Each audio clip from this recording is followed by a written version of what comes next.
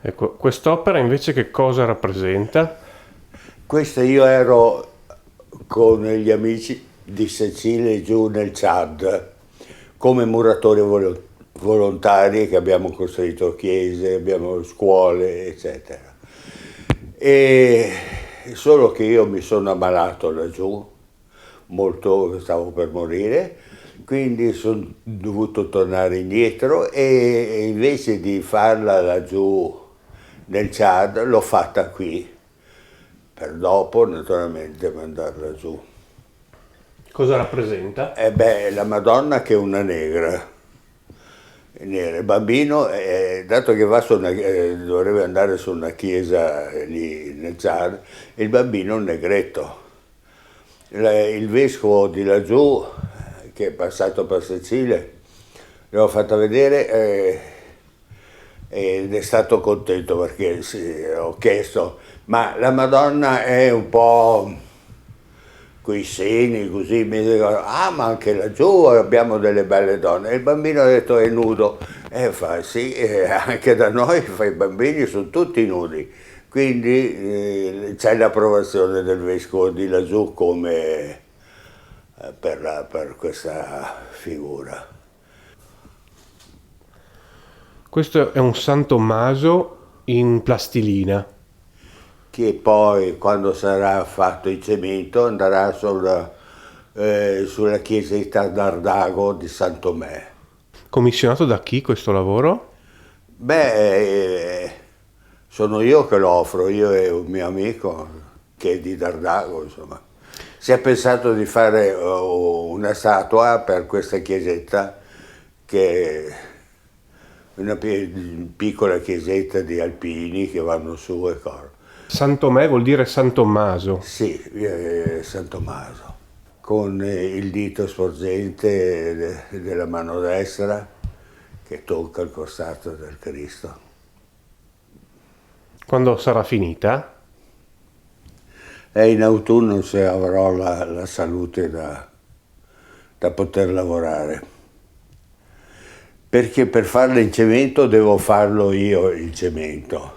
Se invece un lavoro che va in bronzo è la fonderia. Quindi per me è un problema quando non hai la forza di poter lavorare, perché è un lavoro pesante, insomma.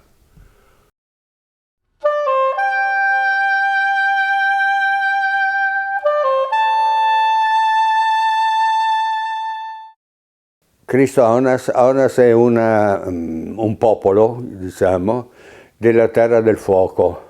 Sono stati eliminati dall'uomo bianco perché erano dei selvaggi, quindi senza Dio e senza niente. Questa gente è stata disprezzata a tal punto che quando c'è stata la fiera internazionale, quella di Parigi, quella del tempo della Torre Eiffel, essendo una fiera mondiale, hanno portato gli ultimi 4-5 ONAS, li hanno richiusi nudi dentro una gabbia e gli davano da mangiare carne cruda e a far vedere alla gente questi selvaggi che erano giù.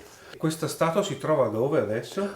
Ma quella lì è stata una combinazione, mi trovavo giù nella Terra del Fuoco e sono andato a vedere una missione salesiana che è lì vicino a Rio Grande e lì parlando con i salesiani hanno scoperto che ero uno scultore, quindi come scultore dovevo fare qualcosa per loro. E io ho fatto, sono andato in biblioteca a Mendoza, ho cercato tutto quello che la storia di questi Onas, i volti, dai disegni, i volti, difatti è un po' da mongoli, cioè da gente che è venuta chissà quanti secoli dalla Siberia, è venuti giù giù giù lungo la costa fino ad arrivare all'estremo sud. E adesso è esposta dove quest'opera? Dentro nella chiesa dei Gesuiti, Del paese Rio Grande. Rio Grande. Qual è il collegamento tra arte e spiritualità? Perché è sempre presente nelle sue opere questa riflessione Ma spirituale. c'è una questione, io sono espressionista come diciamo corrente. La questione è questa, non è che un artista deve essere un moralista, però ha una responsabilità verso gli altri. Quindi a un certo momento deve prendere in considerazione il fatto che la sua arte deve servire, in certo senso deve servire la gente. E questo discorso che lei ha fatto come si colloca col discorso della gratuità, per esempio? Scusa, ti hanno dato dei talenti, li devi saper sfruttare. Quindi a un certo momento devi tenere presente che fai i lavori che le fai i lavori gratis, perché è brutto anche dire. A un certo momento, ovvio che io sono stato fortunato perché ho insegnato a scuola e prendevo uno stipendio, perché uno, se no, anche un frate c'ha la mensa dei frati che può mangiare, io avevo famiglia, ecco.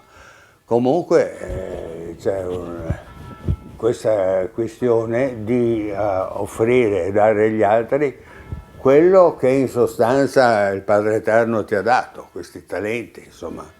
E non faccio le sculture per prendere soldi, è ovvio. Le sculture le faccio per me e per gli altri, senza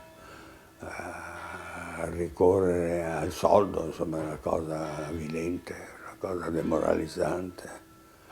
A proposito di soldi, come vede influenzato il mondo di oggi dal denaro? Ah, è tremendo. Per me è una cosa tremenda, perché se arriva al punto tale che quella povera gente che non ce la fa, noi diciamo si suicida, ma non è suicidio quello lì è un omicidio da parte della società. La società viene voglia di dire, ecco, la ribellione, i accuse miei delle mie sculture, io vi accuso di portare la gente al suicidio, mentre è la responsabilità di queste persone. Quindi è un omicidio di Stato.